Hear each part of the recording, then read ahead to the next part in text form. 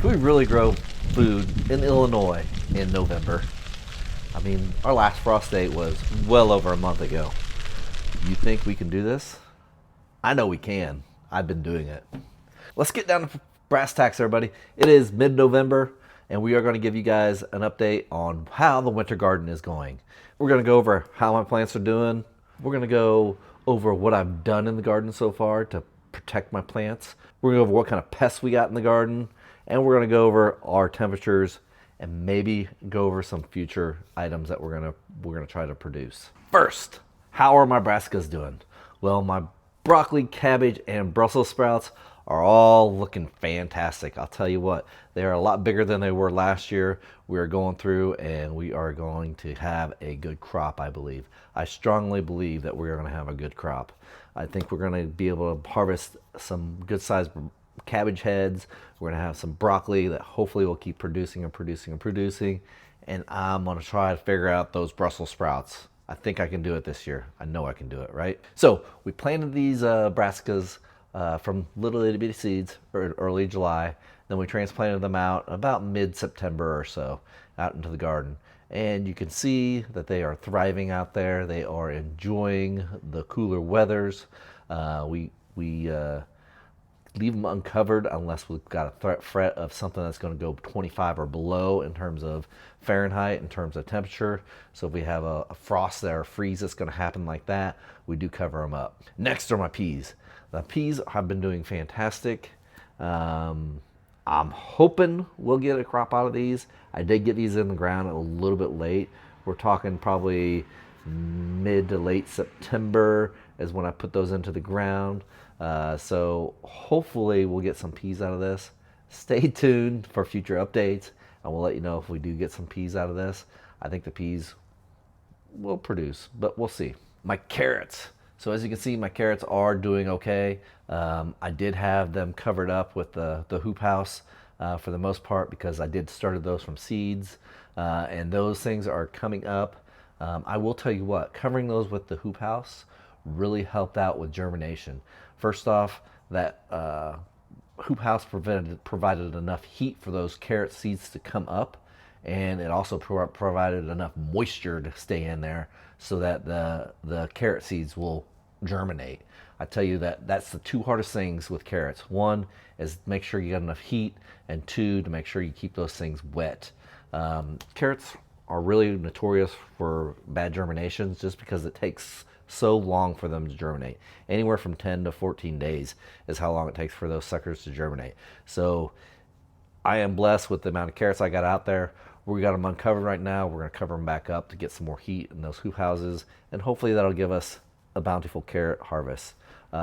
Those carrots should be due around Christmas time. So again, stay tuned if you guys want to see if we're harvesting carrots around Christmas. Maybe Christmas Day I'll go out there and see what kind of Christmas presents I got in the ground. My turnips are also doing pretty well. I planted these, sprinkled them in between the broccoli. I figured the broccoli would be the first ones to go once we get some cold temperatures. But those turnips are low to the ground and they will produce. It's a root crop. So I got those turnips to produce, and I was harvesting turnips in January last year.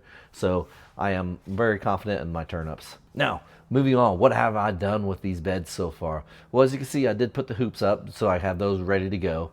I also went around and I mulched the cabbage and Brussels sprouts pretty heavily around the base of the beds. Now this does a couple things. Number one, it provides nutrients into the future for future growing. That essentially the comfrey will break down and it will basically give me a nice nutrient dense mulch that I can have that'll put nutrients back into that soil. Two, it also provides some warmth for these plants. It will keep that soil nice and warm, keep it kind of like a blanket over your bed.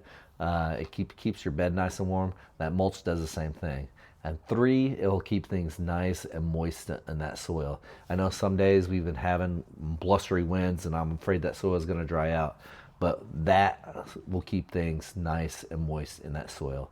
And those plants do love to have that moisture. So what kind of pests have we had in the winter garden so far this year? Well, I'll tell you what, early on we had cabbage worms, which I took care of. Those were pretty easy to stomp out. and get taken care of. And that was when temperatures were way warmer. That was in September. I was able to just simply pull those suckers off, and after a while, they were just gone. I didn't have any other problems with it. I didn't have any. They did not get to the point where they were going to stunt my plants at all. The other things that we had in terms of bugs, nothing really has been a pest. That's the value, folks, of gardening in the fall and in the winter. I tell you what, bug pests are minimal. I mean, I just had those cabbage worms, and that was it. And those went pretty quick. Now, I will say, once I cover those hoop houses, I will probably have some pests in terms of mice and voles. And I'll tell you what, if you haven't seen it yet, I just put out a video on deterring those pests. Go check that out. Basically, I'm setting traps trying to get rid of those things. Those voles are little tiny animals that live in the ground, look like little mice. They scurry around. I tell you what, they do love that mulch that I put down, which is a contributing factor why I got them. And I tell you what, they also love the warmth of the hoop house. I mean, who wouldn't? That's like going inside for them. So that gives them protection also from any hawks or any type of predators as well. As far as the temperatures have been going, so we've been lately, we've been consistently hitting about maybe 50, 55, and then gets down to 38, 36, maybe around 33 sometimes. We haven't had too many frosts, but we've had several frosts. If it's just a light frost, I haven't been worrying about the hoop house at all and covering up. So if it's been a heavy frost, for example, we did have 2 days where it got into the 20s and then it didn't get above freezing for 2 days. I went ahead and I covered up the hoop houses. I pulled that plastic over. I had that plastic ready to go. It makes it so simple. I just have to cover up the 3 hoop houses and boom, I'm done. I can do that over lunch hour. I can do that before it gets dark after work. I can get that done really, really quick. On the other side of things, after those 20-degree days, not a day or two after, we got up to the 65, 75 mark, and we had that for 3 days. Now, the crops did love those warmer temperatures, but if I would have kept that plastic over them, we would have had some issues. We would have had some broccoli going to flower. We would have just fried our plants because it would have got well over, especially the sunny days, it would have got well over 90 degrees in there if I had a 75-degree day. So kind of got to keep those things in mind when you're doing this. Yes, you do have to babysit it, but what's the point of having the winter garden? One of the points is to get your butt out there and get outside and enjoy the weather. I know it's cold. I know it's going to be wet a lot of times, but hey, you're out in the garden. God gave you this weather. Enjoy it. So as far as the future outlook with temperatures go, this week, the rest of this week should be fine. We're working our way up to Thanksgiving. I think once Thanksgiving hits, I'm going to have to start covering it because it is going to be a little bit colder out. So I will probably start covering those hoop houses up with the plastic. I think we should be okay with covering them and leaving them for a while, but we'll see. Like I said, folks, it's not a big deal to go out there and uncover them if we need to or recover them if we have to. We'll just take what God gives us. One thing that I'm going to try to find out this winter, and I want to probably get this going here probably next week, is can we grow crops down in my grow room? That's going to be part of my winter gardening series this year. I really want to see what we can grow downstairs in my grow room, and just with a simple shop light setup I got and heat mats, see what we can do. I know I can do lettuce. I've done that before. I'm going to see if we can do a multitude of things. I'm going to see if we can do cabbage, Brussels sprouts, broccoli. We're going to see if we can do some carrots. We're going to try to do all this stuff, and we're going to grow them completely inside, and we're going to see how well that works for us. Now, a couple things. I just have blue light spectrum shop lights. They're like daylight shop lights. So it's going to be something where I can't really grow flowers down there. But basically they need the red side of the spectrum to be able to flower and fruit.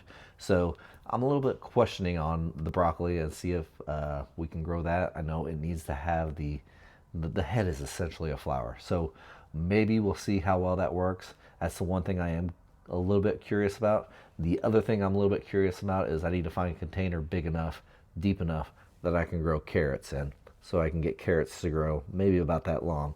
I think I got a container. We'll see how well this works. You know, this is all an experiment. So we learn by experimentation. We learn by failing.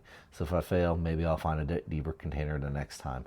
But hey, at least we're trying. We're going to see how things are going. We're keeping that mind going during the winter. We're going to know, we're going to learn, we're going to educate ourselves, and we're going to be better gardeners for it. So, like I said, if you guys want to see future updates like this one, make sure you subscribe to the channel, click that bell to get a notification. I will be adding this to the 2025 winter growing playlist. You guys can go check that out. You can go see my introduction video, and hopefully you'll see all the other future videos that I have with this. As always, if you guys are liking this content, make sure you give me a couple thumbs up and leave me a comment down below. What do you guys wish you were growing? Or maybe will you want to start this growing experiment in the basement with me? That'd be an excellent thing to do. If you have a grow room set up, let's all go together and we'll see how things are growing. We can set a date maybe when we can grow our plants and see how well everyone's progresses. That's all we have for now today. Cheers, everybody, and God bless.